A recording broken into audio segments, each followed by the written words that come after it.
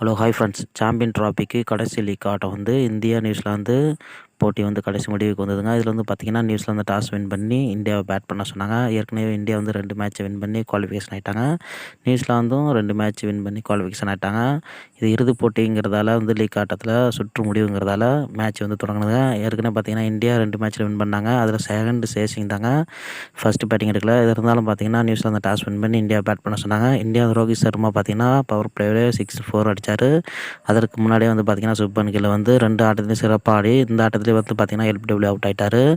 ரசிகர்களுக்கு வந்து அதிர்ச்சி கொடுத்துட்டாருன்னு சொல்லலாம். ரோஹித் சர்மா அடுத்த பால்லையும் அவுட் ஆக இந்தியா வந்து ஓப்பனிங்கில் வந்து தடுமாற ஆரம்பிச்சிட்டாங்க. 10 ஓவருக்குள்ளாரே வந்து சுப்மன் கில், விராட் கோலி, ரோஹித் சர்மா 3 பேருங்க. அதன் பிறகு வந்து பார்த்திங்கன்னா ஸ்ரேயஸ் ஐயர், அக்ஷர் பட்டேல் ஓரளவு பார்ட்னர்ஷிப் போட்டு இந்தியா வந்து வெற்றிக்கு வழிவகுத்து கொடுத்தாங்கன்னே சொல்லலாம். ஏன்னா பார்த்திங்கன்னா 98 ரன் பார்ட்னர்ஷிப் போட்டு அடித்தாங்க. அதன் பிறகு வந்து பார்த்திங்கன்னா அக்ஷர் பட்டேலும் அவுட் ஆக ஸ்ரேயஸ் ஐயர் 79 ரனில் இருக்கும்போது அவர் அவுட் ஆகிட்டார். இதனால் பார்த்திங்கன்னா இந்தியா கொஞ்சம் ஓரளவுக்கு ரன் வந்து 250 போவாங்க அப்படின்னு நினச்சிட்டு இருந்தாங்க. அதே மாதிரி தாங்க போயிட்டாங்கன்னு சொல்லலாம். கடைசி வரைக்கும் நின்று ஆடுவார் பார்த்தா ஹர்திக் பாண்டியா 45 ரன்னுக்கு அவுட் ஆகிட்டார்.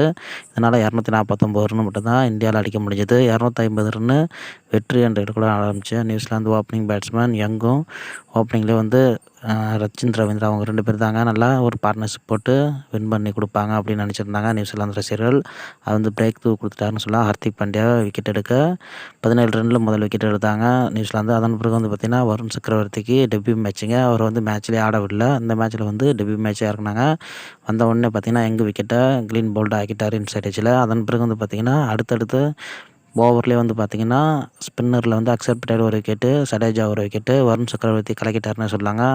நியூசிலாந்து பவுலர் பேட்ஸ்மேனை வந்து அலற விட்டார்னு சொல்லலாம். ஏன்னா பார்த்திங்கன்னா 5 விக்கெட் எடுத்து நியூசிலாந்தை வந்து தோல்வி அடைய வச்சிருக்காருன்னு சொல்லலாம். இதுலேருந்து பார்த்திங்கன்னா டெபியூ மேட்ச்லேயே 5 விக்கெட் எடுத்து அசத்திருக்காருன்னு சொல்லலாம். வரும் போட்டி வந்து பார்த்திங்கன்னா செமிஃபைனலில் வந்து ஆஸ்திரேலியா கூட ஆட போகிறோம். இதில் வந்து வருண் சக்கரவர்த்தி எடுப்பாங்களா அப்படின்னு வந்து கேள்விக்குறியாகவே சொல்லிகிட்டு இருக்காங்க.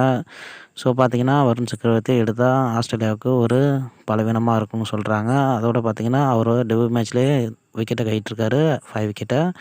அடுத்து நடக்கக்கூடிய செமிஃபைனல் மேட்ச்லேயும் இந்தியா வந்து வருண் சக்கரவர்த்தி எடுத்து விக்கெட்டை எடுப்பாங்க, ஆஸ்திரேலியா தடுமாற வைப்பார் அப்படின்னு வந்து ரசிகர்கள், தமிழ்நாட்டு ரசிகர்கள் முக்கியமாக சொல்லியிருக்காங்க. ஸோ உங்களோட கருத்துக்களையும் கமெண்ட்களையும் கீழே தெரிவிங்க.